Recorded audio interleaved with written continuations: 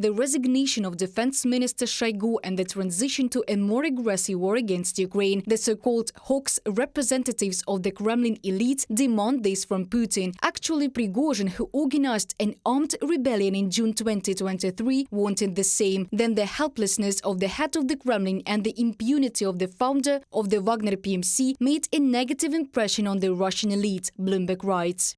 Putin's authority as a guarantor of stability has taken a big hit in the wake of the mutiny by Yevgeny Prigozhin, leader of the Wagner mercenary group that acted as a military contractor for the state in Ukraine and elsewhere, from a Bloomberg publication.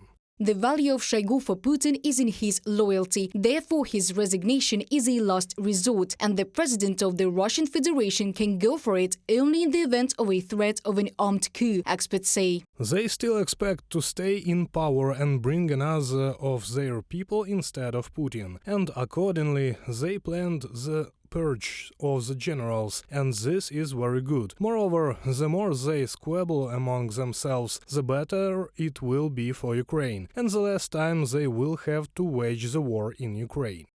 Purges in the Russian military command are designed to remove all generals disloyal to Putin. News about interrogations, detentions and deaths is increasingly appearing in the media. Recently, generals Gennady Zhitko and Gennady Laparyov died on the same day, one allegedly from illness, and another was diagnosed with leukemia in the pre-trial detention center, and he was declared dead already at night. There is still no official information about the whereabouts of General Surovikin, who disappeared after Prigozhin's rebellion.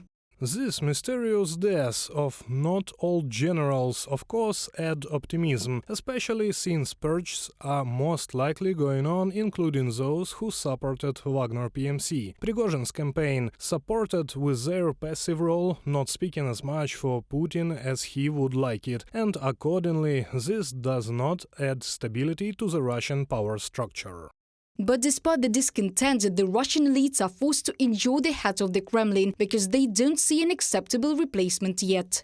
Putin really ceased to be what he was, the supreme commander of the consortium of criminal powers, all sorts of clans, but not completely. A replacement has not been found yet. There is no replacement. They would be happy to get rid of him now, but there is no one to change him with yet. There is a struggle for this place, and in general there is not even a place yet. The statements of the so-called hawks demanding the dismissal of Shoigu and Gerasimov are an element of the political struggle. Analysts are sure 70-year-old Putin is going to run for another term, and Moscow's task is to show that the president's power remains strong and that he is able to control the situation before the presidential elections. Reported by Diana Kolesnik, Victoria Smirnova, UATV News.